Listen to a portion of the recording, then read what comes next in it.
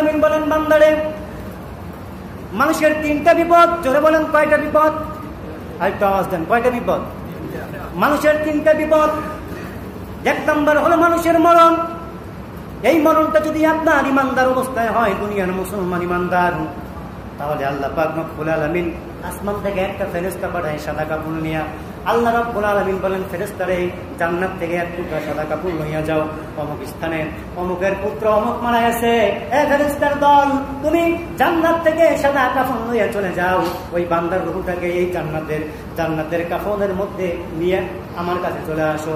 এবার যখন ওই জান্নাতের ফেরেশতা, ওই ফেরেশতা যখন জান্নাতের আপনার কাফনের কাপড়টা নিয়ে ওই বান্দার রূহটা নিয়ে যখন প্রথম আসমানের দিকে গেছে, প্রথম আসমানের দিকে যাওয়ার পরে এমন একটা সুগন্ধি বের হয়েছে, প্রথম আসমানে ফেরেশতা সালাম দিয়েছে, জোরে বলেন সুবহানাল্লাহ। এরপরে দ্বিতীয় আসমানে নিয়ে গেছে, দ্বিতীয় আসমানের ফেরেশতা সালাম দিয়েছেন, তৃতীয় আসমানে, চতুর্থ আসমানে, পঞ্চম আসমানে, ষষ্ঠ আসমানে, সপ্তম আসমানে, এমন পর্যন্ত সালাম দিয়েছে। আল্লাহ রাব্বুল আলামিন বলে, এই আমার ফেরেশতা, আমার ওই বান্দার রূহকে আর সামনে নিও না। আল্লাহ রাব্বুল আলামিনের প্রশ্নের জবাবে ফেরেশতা বলে, তাহলে কোথায় নেব? আল্লাহ রাব্বুল আলামিন বলেন, ও আমার ফেরেশতার দল, আমি আমার বান্দার জন্য একটা বাড়ি বানাইছি, জোরে কোন সুবহানাল্লাহ। সেই বাড়ির নাম হচ্ছে ইল্লিন, জোরে কোন সুবহানাল্লাহ।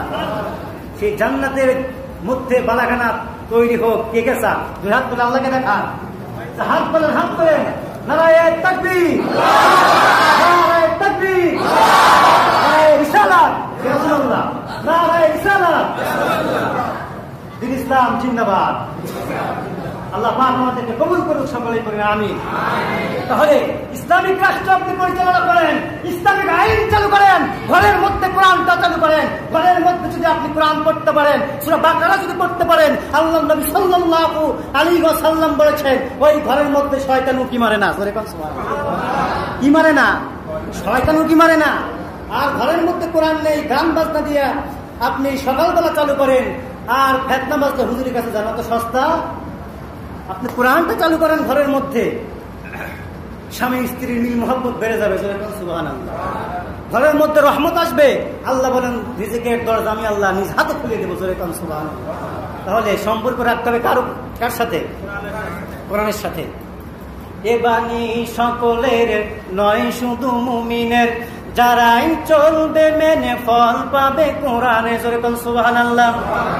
এ বাণী সকলের নয়, শুধু মুমিনের, যারাই চলবে মেনে ফল পাবে কোরআনে। ঘরে বলো কিবার আসতে বলো, ঘরে বলো কিবার আসতে বলো, অশান্তি দূর করে শান্তি আনে। সমাধান চাও যদি জীবনে মরণে, ফিরে যাও খুঁজে নাও, চোখ রাখো কোরআনে, সুবহানাল্লাহ। তাহলে চোখ রাখতে হবে কোথায়? কিন্তু আপনি বিকেল বেলায় দেখবেন চোখ রাখে কোথায়? কথা বলেন কোথায়? ইসলামের পর্দায়। মুরব্বী চাচাও যায়, পাও দুলাই দুলাই বলে, বাবা একটা কিস্সা গান দাও। কথা বলেন, বলে কি বলে না? বলে। এত কষ্ট রাখবো কোথায়, রাখার জায়গা নাই ভাইরে, এত কষ্ট রাখবো কোথায়, রাখার জায়গা নাই। আমাদেরই কপালেতে শান্তি বুঝি নাই ভাইরে, আমাদেরই কপালেতে শান্তি বুঝি নাই। কথাক্ষণ ঠিক কিনা? আপনি কোরআনটা শিক্ষা করেন, নবীর উপর দরুদ পড়েন। আল্লাহ নবী সাল্লাল্লাহু আলাইহি ওয়াসাল্লাম বলেছেন, যে ব্যক্তি আমার উপরে একবার দরুদ পড়বে, আল্লাহ পাক রব্বুল আলামিন তার